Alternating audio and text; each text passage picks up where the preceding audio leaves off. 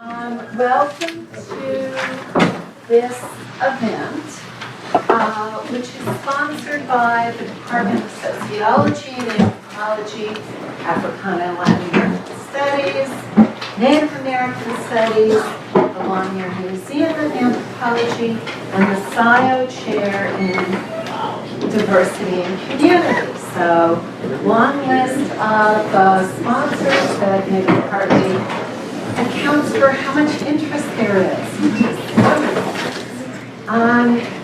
Our guest today is Dr. Ecology from the Field Museum in Chicago. She received her bachelor's degree from Harvard University, her PhD from Columbia, and she is currently I want to get the name of her. She is the curator of North American Ecology and director of Cultural Understanding and Change, and the John Nuveen Curator. What? They're old titles. They're old titles. Well, they're still your titles. And director of the Center for Cultural Understanding and Change at the Field Museum of Chicago. Yeah, we are reaching the limits of the room. Maybe if some of the backpacks were put under the table, then people could sit, or people could sit on the table. Would that work? People over there just going to sit on. We don't have to do it.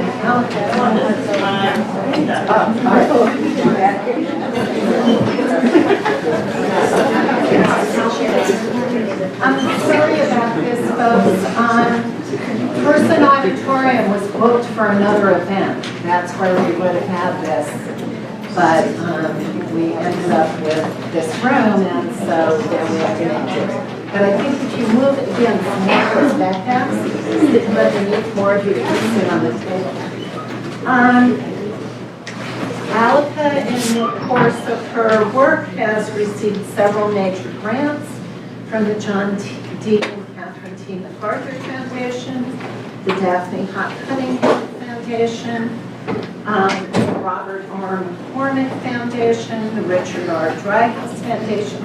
These are all important institutions for supporting initiatives through the museum. And she is the author of several books, a number of articles, some recent articles in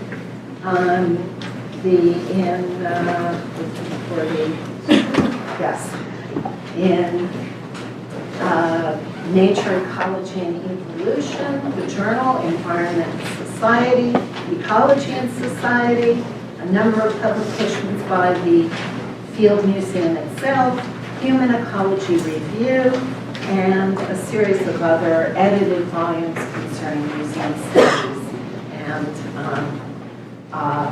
public collaboration.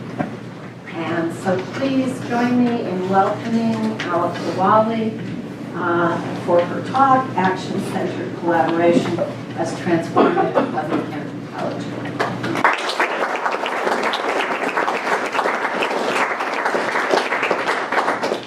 Thank you so much, Mary, and thank you for inviting me to come to Colgate College. I've long heard of Colgate College, and but this is my first time visiting here, and it's really a pleasure to be here, and I've met some of the students, and looking forward to a lively discussion as we go along here in the talk. I want to start out by land acknowledgement. Our museum has recently taken on this practice, thank goodness, and I want to say that I acknowledge that we are on the traditional homelands of the Oneida Nation. I respect and am grateful to the Oneida people, past, present, and future, and value their continued strength and presence here and throughout the Haudenosaunee diaspora. Thank you so much to our hosts here. So today, I'm going to talk a little bit about the work that we have been doing at the Field Museum in Chicago to transform museum anthropology, take it away from the kind of, our museum, Field Museum, is a museum of natural history, and it's known for, as you can imagine, its dinosaurs and mummies. And so like, how do you take that image or stereotype of a museum, how do you transform it into something, into an institution that's much more engaged with current concerns and current ways of doing anthropology? What are the intersections? So I want to talk about that, tell some stories about what we've been doing there to kind of, shake stuff up, as I like to say. And so I'm going to talk about some of the antecedents, give you a little background on the history of what we've been doing, mostly through the Center for Cultural Understanding and Change. Then I want to talk a little bit about action-centered collaboration and transforming, and finally I'm going to talk a little bit about transforming representation inside the museum. How are we doing exhibits now in a way that's different, that's based in collaboration? So that's the top. So this is a photo of our museum, Field Museum. It prides itself on being the 4th largest museum in the world. Well, 4th largest doesn't mean a lot. Where's the 1st, 2nd, 3rd, right? But it's, as you can see, one of those very classical buildings with the colonnades and, sort of self-styling itself on the old Greek temples. And it has that presence and sort of institutional heft, if you will. That's a little bit intimidating. And at the same time, it reminds us of the colonial past of these museums and how they were established and what they were established for. And so this is a photograph of Mabel and Faye Cooper-Cole, who were early curators at the Field Museum. And Faye Cooper-Cole went on to basically was one of the founders of the Department of Anthropology at the University of Chicago. But in this early stage of his career with his wife, they traveled the Philippines and made a pretty substantial collection from the Philippines for the Field Museum. But that's a pretty classic picture, huh? Make you think about colonialism. So that was our past. I came to the Field Museum, it's still part of our present, I should say, but I came to the Field Museum in 1995, and I was trained not as a museum anthropologist, but as an applied anthropologist.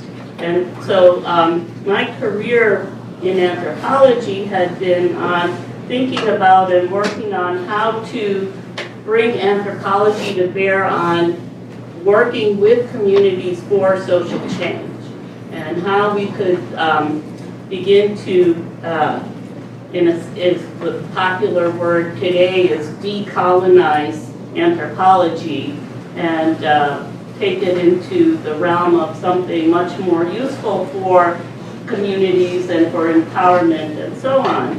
And so when the Field Museum in 1993 was at its centennial. It was established in 1893 out of the Chicago World's Fair. And so in 1993, the museum administration was thinking about what do we do 100 years into the museum's lifetime. And saying you're the 4th largest, as I said, that doesn't sound good enough. So instead, they decided to take this other path, which was to make the museum more relevant to contemporary concerns and to also stress interdisciplinary research. So those were the twin kind of strategies that they started to build on for the Field Museum in the 1990s. And so when I came, they liked the fact that I was an applied anthropologist, that I didn't have a museum background, and that I could sort of think about how do you take the museum knowledge and museum expertise and bring it to bear on, especially on urban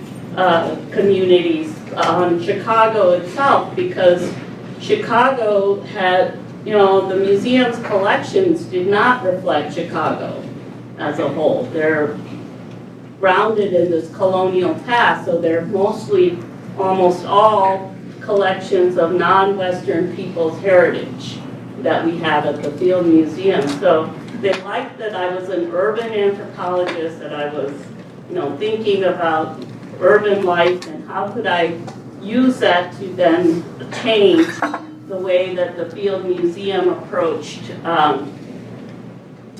working with Chicago communities. So the first, almost like 2 weeks after I got there, they said, you should do this exhibit. Exhibit? I didn't know anything about doing exhibits. And the exhibit they wanted me to do was, they had already titled it, the museum's president was very keen on this, calling it Living Together, because he had been a fighter for, the museum's president had been a fighter for civil rights, and it was very invested in building tolerance and inclusion, diversity, all of that at the time as he thought about it. And so he wanted to do an exhibit that spoke to notions of how we could all live together. What would that be like? And could the museum promote this message of cultural understanding and tolerance, if you will. And I didn't quite think that was the right way for us to go, being as an anthropologist and thinking about what does cultural diversity actually mean? What do we as anthropologists understand about cultural diversity, and how can we tell that from that perspective rather than just can we all get along kind of story. So for me, because this was a museum that had anthropology collections and it was based in anthropology's research expertise, I wanted to tell this more complicated story, if you will, about cultural diversity and understanding difference. So we did this exhibit where we used the material culture, the collections of the museum, but we also brought in material from Chicago's urban communities. And what we tried to do in this exhibit was to say, all of us have common concerns. All peoples around the world, we all need to build a home, we all need to, form social organizations or ways of, living together, if you will, and we all have these common concerns, right? But we answered the concerns, we solved the problems that those concerns raise differently. And the differences in which different responses to these common concerns are based on our environment, what we have around us, our histories, and our human creativity, our ingenuity, our ability as humans, which we have, unlike any other species, to think symbolically and to imagine different worlds, different answers. And so those three factors shape our responses to our common concerns. And we had a wall of shoes that began to illustrate, this idea of why there are differences and why difference is important, why it's significant. So it's not all about, okay, we're all the same underneath. We have to also respect and value cultural difference and how difference matters for our ability as human beings to solve problems in the world. So that was the first exhibit I did. And it only lasted 6 years because then they decided they needed to make a new store at the Field Museum. So they took down this exhibit for a store. That's life. But between that exhibit and 2002, the Center for Cultural Understanding and Change was able to do a number of really, different kinds of work, different projects at the Field Museum that had been done there before by working with community organizations in Chicago.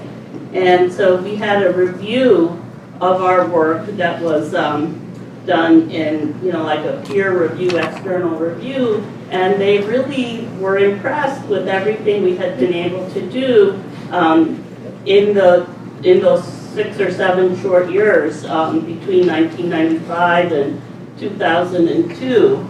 And the reason we had been able to do as much as we had done in those years was because of collaboration. Because the center itself was a very tiny little 2-person operation in effect. And we were able to raise grant money to bring on other people, but ultimately it was because I was able to work with colleagues in different departments in the museum and then outside the museum that allowed us to have the kinds of projects that we were having success with that the committee noticed. And I'm going to talk a little bit about some of those projects in a minute. But ultimately, the Center for Cultural Understanding and Change could not continue to support itself. The museum was willing to give us the space to do this work, but not willing to put any significant investment into it. So basically, if I could raise the money for my projects, then I could do them. But if I couldn't, then I couldn't do the work. So I was reaching the limits of being able to fundraise because ultimately the kind of work we were doing, working with local communities, what we started to do, as I'll show you, was work in applied research and participatory action research with community-based organizations for social change. And nobody could figure out, why was the museum doing this? Aren't we an art and culture organization? Aren't we supposed to just be having nice little exhibits? Why would I fund a museum to do this work? And some foundations thought this is weird, it didn't fit into their notion of what museums do. Others thought it was social service, why would we do that? So it was a very difficult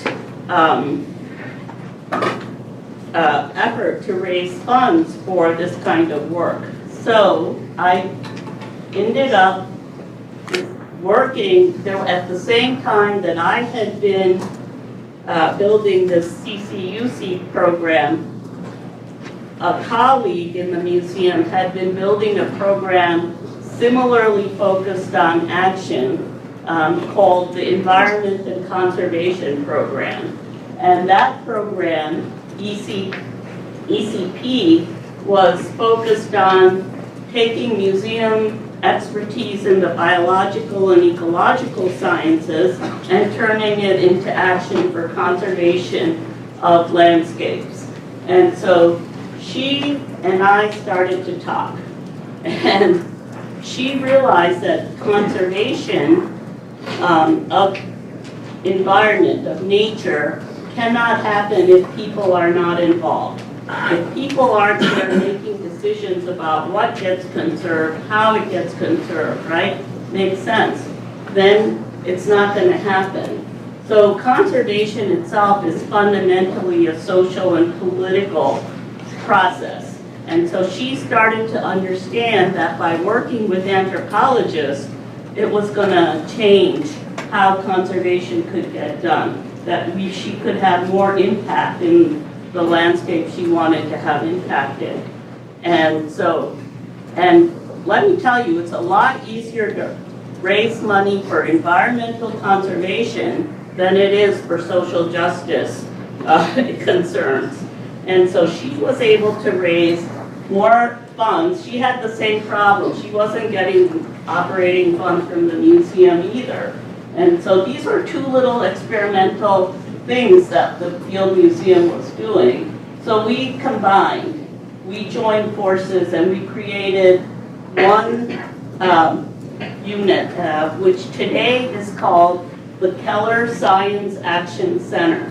And the Science Action Center, Keller because it got endowed by a wonderful Chicago wealthy woman, Connie Keller, and so we have a little endowment from her, and so it's the Keller Science Action Center. So CCUC doesn't exist anymore, and neither does ECP, but the combined synergy between social and cultural anthropology and ecology has had a lot of impact in two very different landscapes where we work. We work in the Amazon headwaters, so that's the western Amazon, and mostly in Peru, Ecuador, and Colombia. That's a subject for another talk. I'm not going to talk about our Amazon work today, but asking questions. And then we work in urban Chicago. And my colleague, Debbie Moskowitz, was also thinking about urban nature at the same time that I was working with community groups in Chicago. And so Chicago is very distinctive because it's surrounded by these forest reserves that were created in the late 19th, early 20th century by Chicago's wealthy merchants and elites who wanted some salubrious environments to which they could escape from their steel mills that were polluting and the stockyards that were, fouling the air. So they created this green, incredible green collar around the city. That was, and it turns out that these forest preserves and within the city itself are these remnants of highly biologically diverse little habitats, fragmented habitats, but that are globally significant for the biological diversity that they're home to. And so my colleague, Debbie Moskowitz, helped create this organization called Chicago Wilderness. And so we worked in the Amazon and we're working in the city to help think about what is our place, humans, in nature, and how we as human beings, both in urban landscapes and in the vast regions of forests of the Amazon, think about and work with, and why do we need to protect those places.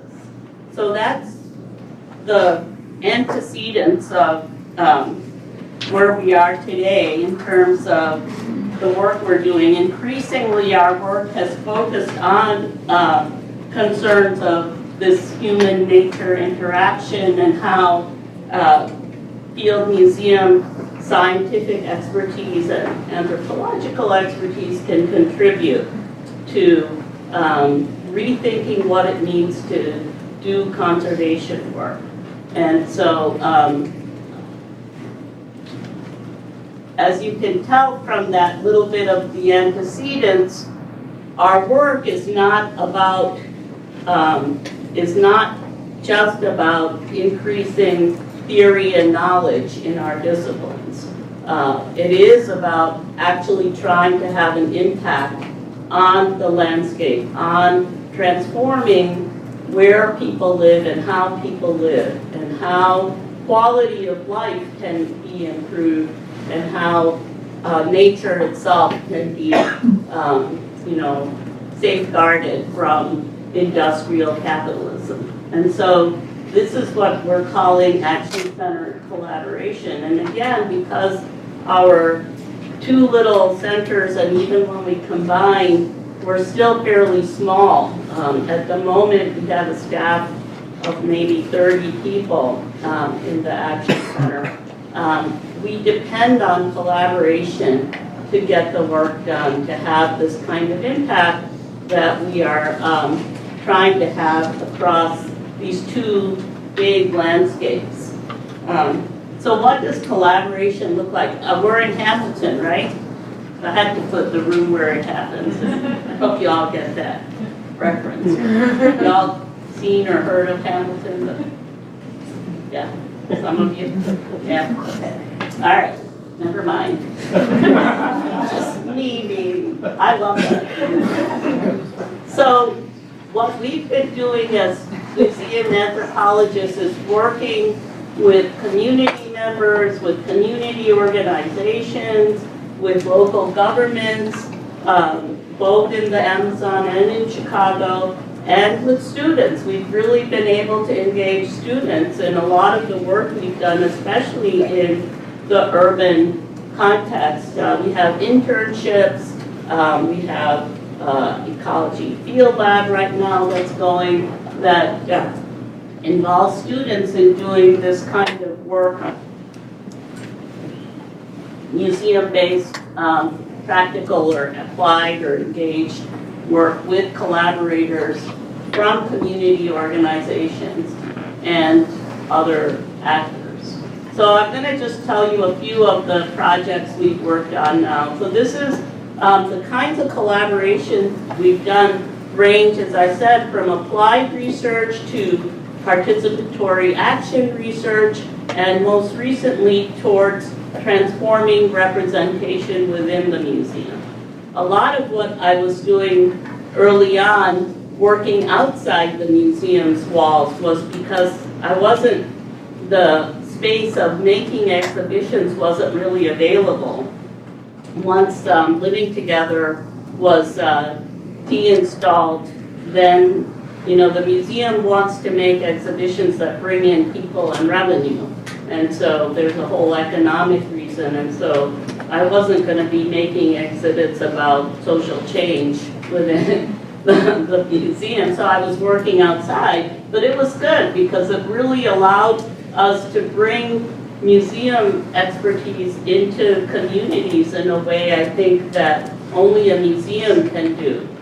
Because of the way, the sort of methodological approach we have in when you work in a museum, you learn that, when you make exhibitions, you're not just relying on academic tests, right? You have to, you use multimedia, you use your collections, you use visual photographs and all of that. So communication, how you communicate at research expertise becomes very different from a museum perspective, and that's really helpful when you're working in a participatory fashion with community organizations. So, one of the first projects we started working on was to work on looking at this issue of environment and social formations and social activism in this region in the southeast side of Chicago, and it spans into Indiana, called the Lake Calumet region. And this is one of those regions that is, as I was saying, it's the heart of the steel mill industry. So many of the steel mills that fueled Chicago's growth as a city, as an urban hub, were in this region. But also in this region are these patches of savannas and prairies and wetlands where you have this really globally significant biological diversity. And so my colleague, Debbie, wanted to really, make sure that this urban nature is protected, is safeguarded. And so we started doing some ethnographic research there to understand what is it that the people who live there how do they understand their relationship to the environment? How do they think about what's valuable there in nature, and what is it that their own concerns about their own livelihoods? So this was at a time when the steel mills were closing or had closed, where communities were being confronted with the challenge of finding another way to live. There's a wonderful book by an anthropologist, Christine Wally, called Exit Zero, which she grew up, her dad was a steel worker. And so it's kind of this autoethnography, and she's made a video too of this, her own experiences as the daughter of a steel worker, trying to understand the impact of deindustrialization on a community. But what our focus was on was not so much the trauma and pain of losing your livelihood. We wanted to understand, well, what were the people doing about it? What resources did they bring to bear on, confronting this challenge? So this approach, which we called the assets-based approach, and that comes from, on the one hand, these urban planners, McKnight and Kretzmann, who sort of flipped the narrative of cultural poverty. I'm not going to dwell on all this because I can tell it's already. Don't want to go too deep, but look up Jody McKnight and John McKnight and Jody Kretzmann on asset-based community development. And what they say there is the people who are living in stress circumstances, the urban poor, are not without resources. They have resilience, they have capacities, they've developed ways themselves of addressing their own problems. And if you look at them as having these capacities and work with them to solve problems rather than trying to impose solutions from the outside, presuming that they have nothing, then you're likely to have a better impact, a better chance of empowering them to make changes in their own way, of life. And so that assets-based approach, we took that towards understanding what were residents in this region doing, and we found a lot. So we found activism around nature in many different forms. So this is a group of women who made urban gardens in their neighborhood, and were also involved in fighting the development of projects like the third airport that the city wanted to put in, which would have damaged some of these very fragile habitats for biological diversity. We also found Hazel Johnson and her daughter Cheryl, who were considered the mothers of the environmental justice movement. They lived in a housing project in this region and talked beautifully about why they valued nature and why environment mattered to them, not just for health reasons, but for their well-being overall. And so by bringing out these stories of assets, of community resilience, of community activism, we were able to get the city, and we did this, we created a website called Journey Through Calumet, which I think you can still get if you Google it. But what we were able to do is get the city's Department of the Environment to rethink its strategy of how it would then work with these communities to promote environmental stability and conservation in this region.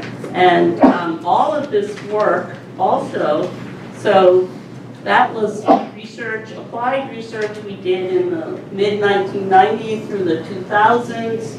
And then from that, we started to think about, well, what would we want in our museum collection that reflects on this urban way of life? And so we started a small collection, which is, for the first time, the Field Museum has in its collection a representation of urban life. And this, we call this the Steel Heritage Collection. This is, we have uniforms and,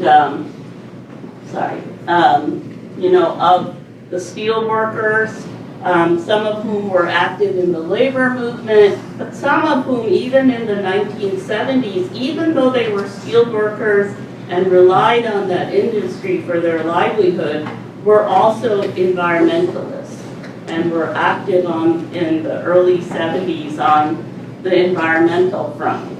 And this is Thomas Frank, who's an environmental activist, and he worked for many years for the city as kind of an engineer, but he's also a painter. And so this painting that he made that he told us represents the toxic fumes that industry is emitting in his region.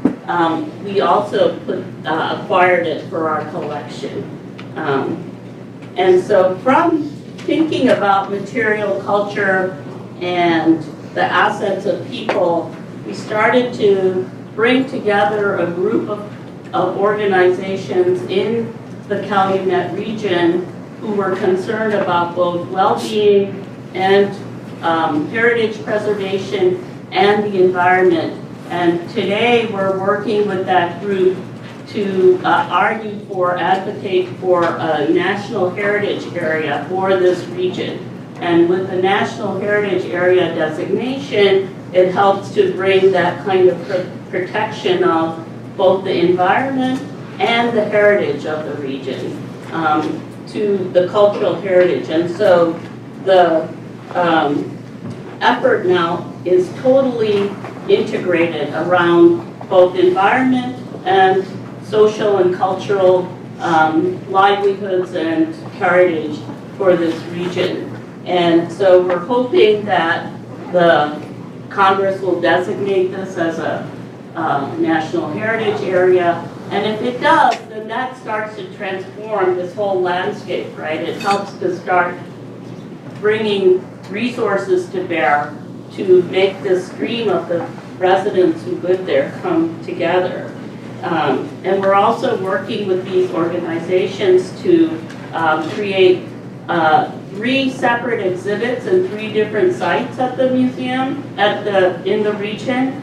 So each site will be driven by, each exhibit at each site will be driven by the people who are responsible for it, so in that site, and then ultimately the exhibit will come to the Field Museum.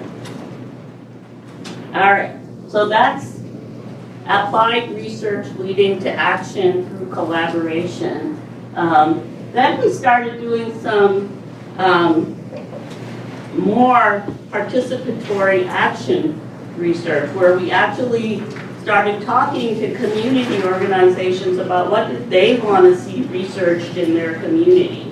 What were problems that they wanted to address that we could help them bring students in to do research. And so if you're, in this case, this is in a neighborhood, Englewood, where the community organizations, which was really a group of 6 very charismatic women, it was very grassroots, wanted to take vacant lots and turn them into gardens, because vacant lots were sites of danger.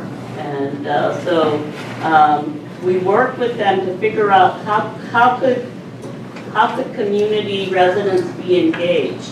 And so the students did a lot of the ethnographic research, but then they also helped build the garden in this case, and worked with community residents to create this garden, which is near a school. We also did a project of participatory research called New Allies for Culture and Nature. And this was a project where, again, what we wanted to do was get the conservation organizations like the Nature Conservancy, like local conservation organizations, to understand that the folks who live in neighborhoods are not, how should I put this, I'll put it on a positive, could be allies for conservation. That just because you're low income or you're a community of color doesn't mean that you're not interested in the environment, which is the assumption that many nature conservation organizations make, that environmental conservation is for white folk and not for people of color. And they haven't really until very recently, and this is a big issue in conservation right now. It's like, because they're not, being inclusive in their work. And so we started to find all of these examples within the Chicago of people doing work that was common concern around environment, around stewarding nature, around thinking about natural resources. So this was a woman in North Lawndale, which is a very stressed community, abandoned by the city. She started a beekeeping and honey making small enterprise, which has now grown, and she started it to build capacity for people who had been incarcerated, formerly incarcerated, and give them an opportunity, a pathway to entrepreneurship. And so we thought this was a natural ally for people working on nature issues. And so we brought all these people together who worked on community concerns with people working on nature concerns, convened them, and out of that grew some projects where conservation organizations started to really rethink how they could work with communities of color in Chicago. So that was fun. And then, research is one thing, and we're all in academia. We always think research is the end-all and be-all, and that if we're not doing research and contributing to theory, then somehow we're not doing our job as academics. And maybe that's true, but there's no reason that as academics we cannot also engage in direct action. And now I think we're seeing more and more anthropologists talking about engaged anthropology, about direct action work, and how can that be a pathway as well as doing research. Building on and using the foundation of anthropological theory and anthropological findings to create direct action that it makes sense. And so this project is one of our current projects. It's called the Burnham Wildlife Corridor. It's right south of the Field Museum. It's owned by the Park District of Chicago Park District. And it used to be a pretty weedy kind of, tract of land that was overgrown with invasive species, and the Park District wanted to transform it into a wildlife corridor to protect and be a home for migrating birds and so on. And so the Chicago Park District was going to hire contractors to plant native species, take out all of the invasive species and then plant native species like maple trees and other species native to the Illinois landscape in this tract of land south of the Field Museum. Meanwhile, we've been doing all this work with community organizations, and we said, why not invite community organizations to do the planting? Why does it have to be contractors? How can we get people who live right there engaged so that they can then claim this area, which is on the lakefront? They can claim the lake for themselves. The lake doesn't have to be the purview of the wealthy, because that's what it is on the north side of Chicago. So we invited about 800 people came to plant trees and plant native plantings on a nice spring day in May. They planted over 8,000 trees in this tract, and we all had fun. We had a little party afterwards, and this kid who planted this tree, I asked her, how do you feel? And she said, I feel like I own this now.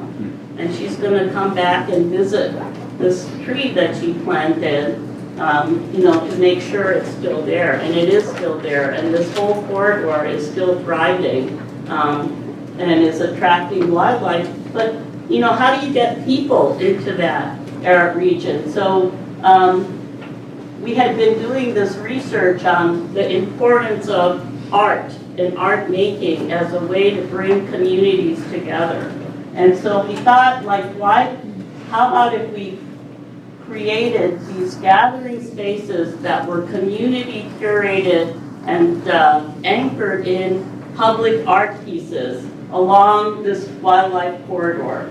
So we invited a committee of community curators to work with us to select artists who could create these public artworks, and 5 artists were selected. I think you can see the kind of sites for 5 different art installations. And on opening day, there was like a parade to walk through this wildlife corridor. As you can see, by then it was getting to look pretty wild.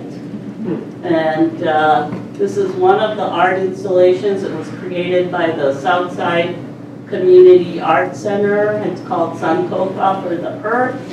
And very beautiful. And people come and visit it all the time. And it's a nice gathering space. And this is another one. This is called La Ronda Paracata, and it was created by artists based in Pilsen, which is a largely Mexican-American community, due west of the Field Museum, and it's right on the lakefront. And so people come here and they can enjoy the lake and feel like they're in their home, territory here. So, so that was direct action. And finally, I want to talk a little bit about turning inside the museum and how could we finally, after all this work, in 2010, I was asked to be the curator of North American Anthropology, and spaces started to open up to do exhibitions inside the museum that were different, that were beginning to transform how we represent culture itself and cultural stories within the museum. So the first exhibit I did was actually with a fashion designer, Maria Pinko, who's a native Chicagoan. She's from Chicago, and she had a line of very high-end haute couture clothing at the time. One of her best-known clients was Michelle Obama, so I thought, oh, okay, could work with Maria Pinto. And what we asked her to do was select objects from the Field Museum's collection and then pair them with her haute couture collection of her work.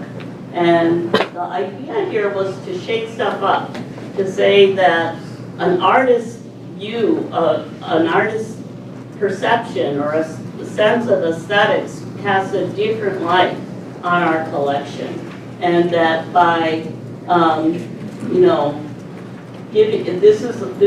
this is literally an art installation inside the Field Museum. There were no labels in the exhibit because we didn't want people to think this is exotic, this is modern.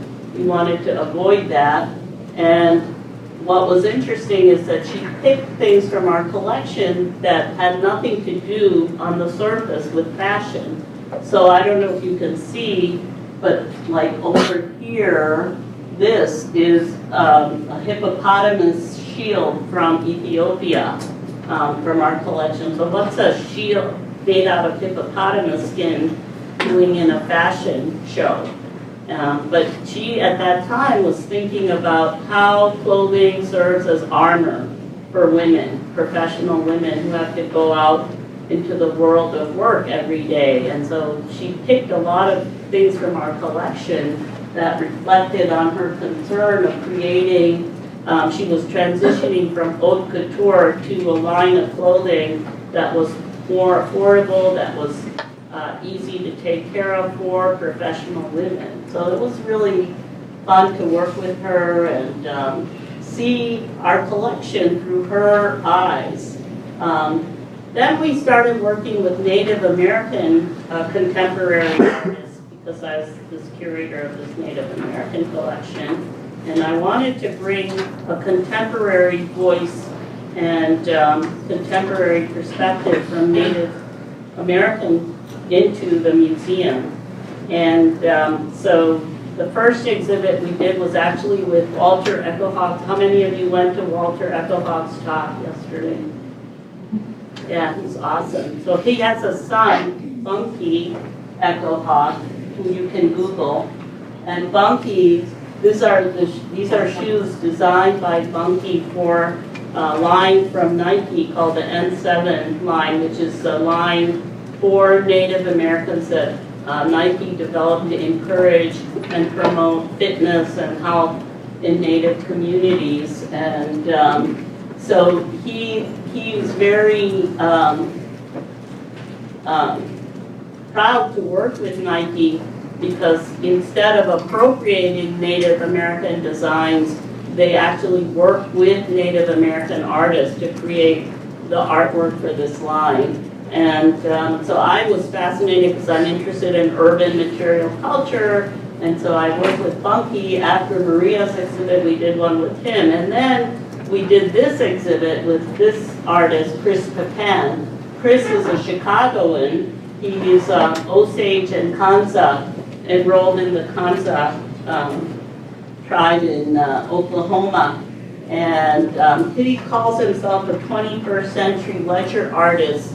And his work is very much commentary on identity, on the way that representation of Native Americans has been distorted by non-Native people, and particularly in museums. And so instead of, so what we did is he installed his exhibition. He is the curator of this exhibit in this old hall, which is the Native North American Hall that has not changed since the 1950s. So this hall is a terrible embarrassment and beyond embarrassment to the Field Museum. But by having Chris do this intervention in this hall, it shook things up. Because then the museum realized they can't continue to, represent Native peoples in this way of this old hall, and that we needed to change. And so redoing this hall became a top priority for the museum in its new campaign. And they were able to raise money in a record amount of time. And so this is the project that we're working on now, is the renovation of this whole hall. And to do this, we assembled a committee of 12 Native American scholars and museum professionals to work with us on the look, the feel, the content of the exhibit, and it's very exciting. We've been meeting with them all last year, and they're coming again at the end of March. They come on a quarterly basis, and each one of them is now going to be curating a particular module within this big hall, because what we thought we could do is, instead of creating yet another permanent exhibit, create a space where exhibits can rotate, where stories can be told, different stories can be told at different times, and different artists, different community members, different tribes can come in and tell their story in this space. And one of the things that will always be there, though, and this is different, is the story of urban Native Chicago. And this is really something that, urban Native Americans are severely underrepresented in museum collections and in museum exhibitions. And so, by bringing our own community, where we live, the into our museum. I think it's going to be really different and transformative of representation because Native peoples in Chicago have a long history. And they never actually, although they were removed, although Illinois today has no federally recognized homelands for Native peoples, they never left. And so that's the story we want to tell. Not only did they never leave, but they are still there and they're thriving. And there's a lot of wonderful ways in which we can tell that story, collaborating with our Native American community organizations in Chicago. So it's going to be really fun to do this part of the exhibit.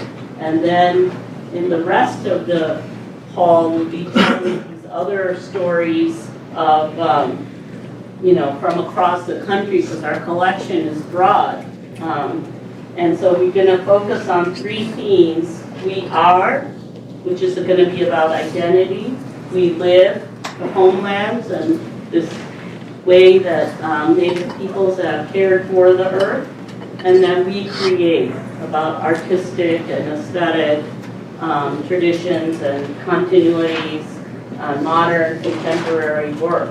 And so by connecting our historical collection with contemporary work, we want to talk about continuity and change throughout. And this notion that our committee has asked us to talk about, which is this, you hear it a lot from Native peoples today. We are still here. We're not invisible. We haven't been erased.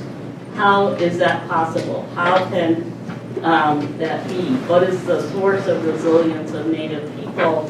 And how can they tell that story about themselves in ways that are compelling and beautiful? And so that's our challenge. That's what we are looking to do. And so I hope you can see throughout that museums are not static institutions. They don't have to be. They can be places of dynamic change. They can be community-oriented. They can be relevant and engaged. And, it's a struggle, but it's entirely possible. And it makes work exciting and forward-thinking. So thank you so much.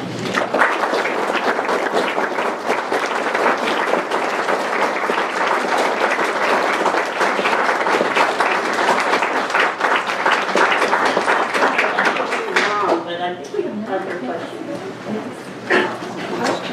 Comments? Yes. There's something you said when you were talking about, like in 1993 when they were doing the 100 years. And you mentioned that, you said something like the purpose of the museum when it started. What was the purpose of the museum when it started? It's a good question. I think in 1893, the purpose of the museum, remember at that time Chicago was just industrializing. And there were all these immigrants coming into the city to work in the steel mills, to work in the stockyards. And the museum was started by these elites, the wealthy merchant. The name is Field Museum because it was started by this merchant, Marshall Field. And I don't know if you know about Marshall Field's store. It got bought up by Macy's. But so they wanted to, civilize this immigrant masses that were coming and to impress upon them that they were now part of this whole progressive march towards industrialization. And so by exhibiting the natural wonders of the world, right, through the biological side, but then also by showcasing non-Western people as examples of our evolutionary past, which was what 19th century anthropology, the thought line was, that they could then begin to educate these immigrant masses in this idea of progress and civilization. So that was the purpose back in 1893 for a lot of natural history museums that were established around that time.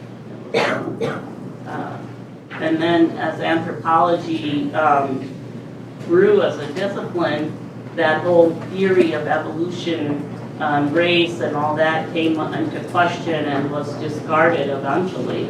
And so having that's what I'm saying, that burden of that colonial history makes it hard to, how do you overcome that? And that's what we're trying to do through this more engaged work. Yeah.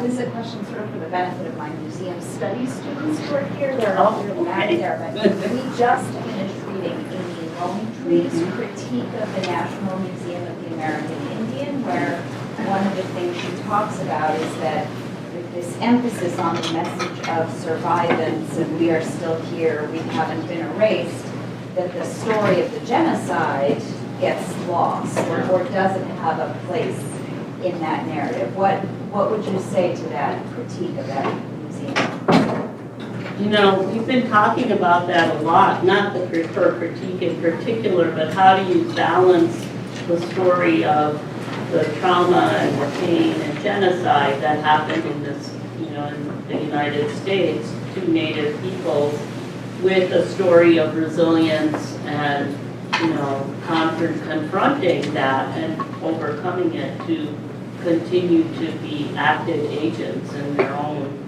destiny, so to speak. And so I don't know how we're going to balance it. Our advisory committee is thinking that through and trying to find that balance. But if we just tell the one story and not the other, then again, I think people are left with this, image of helpless or defenseless people who were traumatized and victimized. And I think our advisory committee is saying that's not necessarily the end all and be all of the story. So as much as, the other thing our advisory committee is saying is, you're not going to decolonize this institution. It is a colonial and remains a colonial institution. Look at those colonies. We're never going to get over that. So instead of thinking about how to decolonize, how can we indigenize? And that's what we're working towards. Like, how do you create spaces of indigeneity within this museum and, and suffuse an indigenous perspective throughout? And it's not just for this one exhibition, but it goes fundamentally to how we think about the collections themselves. Who claims them? How can ownership of those collections be returned to Native people, to the source communities? And what does that mean? It doesn't necessarily mean everything just leaves, but it does mean that we have very different ways of caring for the collection and for thinking about them, because as my postdoc, who's Miranda Owens, who's Paiute, has said, for many Native peoples, those are not objects, they're living beings, they're part of their life, they have a life themselves, and so that means you don't treat them the way we have been treating them. So there's all of these fundamental transformative practices that have to happen after I'm gone, maybe. I think, and that's it right there. I think it's going to have to be a whole new generation of anthropologists and curators who come in. Yeah. Because it's going to be real hard to do an exhibit about the genocide of our people when the people who did it are the ones setting this up. Exactly. They're going to be so worried about blame and guilt that they're not going to be able to put a true story out. Exactly. And I think it's going to have to come to a point where people understand, hey, we did wrong. We need to admit it. Stop trying to hide it and cover it up and protect people's feelings. I'm sure when people walk through the Holocaust Museum, there's blame in there. There's definite blame. And there's definite guilt, and there should be. So I think we need to make sure when we decolonize these museums, we don't go so far that people forget what happened here. Right. And I just want to make sure that people understand, yes, we are still here. Yeah. And yeah, it's a miracle we're still here. But at the same time, we weren't going anywhere. Yeah. So it's not really so much that it's a miracle we're here. No. Because we weren't going anywhere. Struggle. So Yeah. You know, I just actually went through this with another Native person the other day, you know, criticizing the Oneidas and the way they do things. You know, it wasn't the way he was raised. Like, I mean, to tell him, you know what, the way you were raised has no bearing on what we do here in Oneida. So it's even today, we got our own people Yeah. telling us. It's tough. So it's But I fine. think what's great about why we can do this project now is there is a nice, finally emerging cohort of young Native American scholars, museum professionals who are working on these issues. So like who are bringing these issues to the fore and being so creative. I was telling this to, who was I telling the story to here earlier? But one of our advisors is Liz Hoover, who is obviously, I was telling, okay. She is at Brown University, anthropologist who's working on food sovereignty. And one of her projects is to work with Native peoples to rematriate seeds in museum collections and have people access their corn and bean varieties that were put into museum collections and see if they can be regenerated and grow again. And if they can, what Field Museum will get are new seeds from that after rematriating the ones in our collection. So I think this is beautiful. This is a way to talk about both the horror of, you know, what happened when people's knowledge was taken. I mean, let alone their objects, their knowledge was taken. And then now by returning it, and people still retained some of that knowledge. They know how to grow these corn and beans. And so that becomes a wonderful story that I think can balance, you know, the trauma and yet talk about, you know, they never went away, as you say. We're hoping to tell that story. Liz is going to tell it, not me. Any other questions?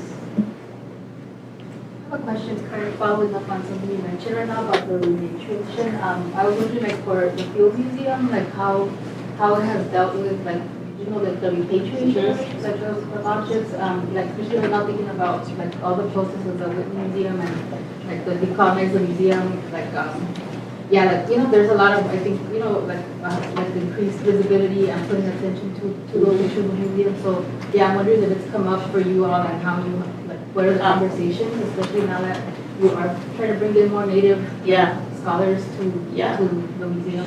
Yeah, the NACRA, which was the law, I bet Walter talked a little bit about NACRA, because he's one of the key players in developing that. Changed museums, you know, basically required museums to engage with tribes in repatriation. And some museums had been very dragging their feet and resisting all the way, but Field Museum, this is before I got here, so I take no credit for it, well, actually worked with Walter Echohawk and took a more forward-looking approach and said, we'll work with tribes to create a relationship to return, you know, the sacred, and we do have a human ancestors collection as well. We have ancestors in our collections, which are all being returned slowly, but they're being returned. And, you know, and then the sacred objects and the funerary objects are going back, yeah. And I was explaining, I think, to Lisa that even if we haven't returned things yet, if tribal representatives, the TIPOs, come and tell us that this is culturally sensitive or sacred and should not be viewed, then we protect it. We put it behind either a linen curtain or in a cabinet, and we don't let people see it. Another question for me that's come up is, I mean, I know NACPR is looking at like North American like, nations, and a lot of the same collections will have objects from throughout the whole Americas, and Yeah. so like, does the museum have its own policy around Yeah. that, even if it's not legislative? Like, Yeah, we did return ancestors to Tasmania, for example, that were in our collection, and we have been working with First Nations in Canada. So it's like on a case-by-case basis when it's international, because, you know, we're not legally, but we do have a policy. I think that, you know, rematriation or repatriation, I think it's only to the benefit of the museums, if we can do that, because it does help us build relationships with people who historically, and for good reasons, you know, have not trusted these institutions and have felt very hurt by what has happened. So by being able to build these relationships, it takes time, it's worth the time and effort to do that. And if we do that, then, you know, we get a benefit because we change as an institution, we become a better institution, and we get great art, we get great rematriated seeds, you know.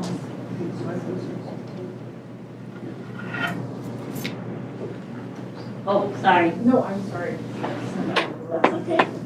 So just, would you be able to speak to any of the challenges that you dealt with, if any, regarding the power structure, like where your money is coming from, or any private donors that have a problem with your practices or your curation or your mission and vision, as well as just people on the boards you're associated with that have some sort of power, right? Because all of these practices are well and good. However, when it comes down to it, if someone with the bucks has a problem with it, then Yeah. you don't get to practice what Yeah. you're supposed to do. Yeah. And then how to sustain that long term. Yeah. Well, we now have an endowment for the Action Center. So we have become, you know, when we started off, we were very vulnerable. But thanks to my colleague Debbie Mostovich, she built this endowment for this center. And so we're now part of this institution and protected because, you know, financially, to some degree, secure. And I think, you know, by, okay, everybody don't quote me on this, but by, you know, incorporating the social justice agenda into the environmental conservation agenda, we made it okay. Because, you know, everybody, all these wealthy people, all this power structure, they like it that the Field Museum is working to protect the environment. And by talking about quality of life for the people who live in the Amazon and for people who live in Chicago's neighborhoods and how Field Museum can benefit quality of life for the people by engaging them in this work, I think we've been able to escape, I don't know, I mean, that kind of censure. And it's important. The environment is probably, you know, caring for our planet is probably the most critical issue we can address today, right? And so working on that issue and making sure that it's also, that doing it in a way that empowers people to take action, I think, you know, it works.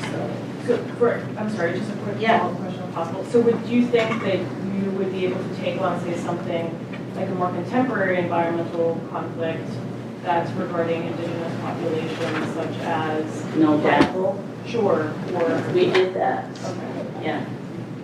We had a little exhibit inside with Krista's exhibit and about the Dakota Access Pipeline and the activism around trying to prevent that. Yeah. Yeah. And I think our advisory committee is gonna bring up, that there is gonna be a section on activism in the Native community, not just on environmental issues, but protecting sacred sites. You know, the Hopi have been struggling against the coal companies for evermore, and so they're probably gonna wanna talk about that. Yeah.